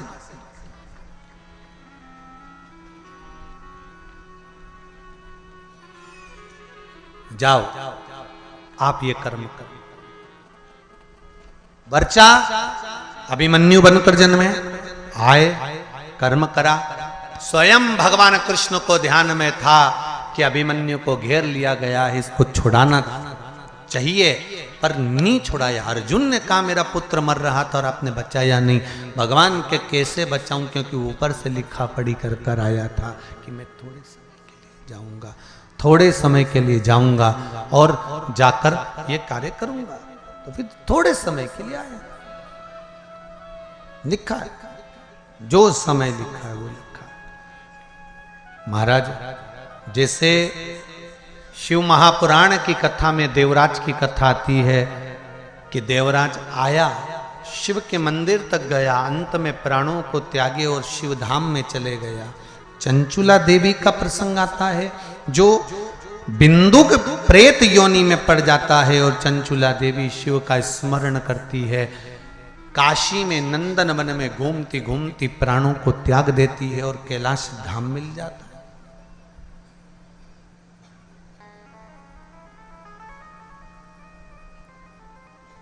कैलाश धाम मिल गया उनको। तब वहां पर भी उसको सुख नहीं मिलता, क्योंकि पति स्मरण में आता है। इसकी गति क्या है? मेरा पति चोरी कर कर लाया, कपट कर कर लाया, छल कर कर लाया, बेईमानी कर कर लाया, प्रपंच कर कर लाया, ला ला कर मुझे दिया, पर उसको प्रेत की योनि मिल गई। भोग तो मैंने भोगा है ना, उसको प्रेत की योनि मिल गई। उस प्रेत योनि से उसको छोड़ाना, उस प्रेत योनि से उसको मुक्त करना। तो उसने देवादिदेव महादेव से प्रार्थना कर कर फिर तुमरुका जी से शिव महापुराण की कथा सुनना चाहिए। शंकर और पार्वती ईश्वर जी और गोरा जी बनकर पधारे। हमारे बीच में ईश्वर जी और गोरा जी आ रहे हैं। जोरदार ताली बजाकर स्वागत करें शंकर और पार्वती का। ईश्वर जी गोरा जी बनकर, गणा और गोर बनकर पधार रहे हैं। बोल काशी विश्वनाथ भगवान की जय। ईश्वर जी और गोरा जी पधारे हैं। जोरदार ताली बजाएं भगवान शंकर और पार्वती का, जो सुंदर आनंद के साथ में शिव पार्वती कथा को श्रवण करने के लिए जा रहे। गणा और गोर बनकर कथा सुनाने वाले कोई दूसरे नहीं, कथा सुना रहे हैं श्री तुमरुका जी। एक निवेदन, तुमरुका कोई साधारण नहीं है, भगवान शंकर के प्रबल गण हैं, उपासक हैं, भक्ति में शिव की डूबने वाले, शंकर की आराधना में डूबने वाले तुमरुका जी। और फिर निवेदन करूंगा कई पत्र हैं आप लोगों के जिसमें आप लोगों ने लिखा है कि बाबा ने कितनी कृपा करी है। पत्र तो बहुत सारे पढ़ नहीं पाते, पर निवेदन, जिस नारी का गर्व न ठेरता हो, कई वर्ष हो गए हो, सफेद आंकड़े की जड़ लेकर शंकर भगवान पर से 21 बार घुमाकर तुमरुका जी का नाम लेकर उसको कमर में रजस्वला धर्म के 7वें दिन मंदिर में ही उसको कमर में बांध लेना चाहिए और बाबा से निवेदन करना चाहिए। उस जड़ को लेकर आना है तो पति पत्नी दोनों साथ जाएं सफेद आंकड़े की जड़ को लेने के। ये नहीं कि पत्नी किसी नौकर चाकर से बुलवा ले या पति खुद लेकर आ जाए या पत्नी स्वयं लेकर, दोनों को जाना चाहिए और शिव नाम का स्मरण करना चाहिए, शंकर का भजन करना चाहिए, कीर्तन करना चाहिए। उसको कमर में बांधे, शिव नाम की भक्ति में डूबे, बाबा देवाधिदेव महादेव से प्रार्थना करे, विश्वास रखो कई लोगों को बाबा ने संतान दी, आपकी भी झोली बाबा भरेगा जरूर। तुमरुका जी का स्मरण, भगवान तुमरुका जी ने शिव महापुराण की कथा कहना प्रारंभ करी। भगवान देवाधिदेव महादेव पार्वती जी के साथ में सुंदर शिव महापुराण के यजमान बनकर कथा को सुवर्ण करने के लिए आनंद के साथ पहुंचे हैं। यजमान शिव और पार्वती का पूजन कर रहे हैं, आरती का क्रम प्रारंभ होगा। भाव भक्ति से आनंद से भगवान शंकर का आनंद भावपन सब यहाँ दर्शन कर रहे हैं। यजमान परिवार सुंदर आनंद से ईश्वर जी और गोरा जी का पूजन कर रहे हैं। बोल काशी विश्वनाथ भगवान की जय।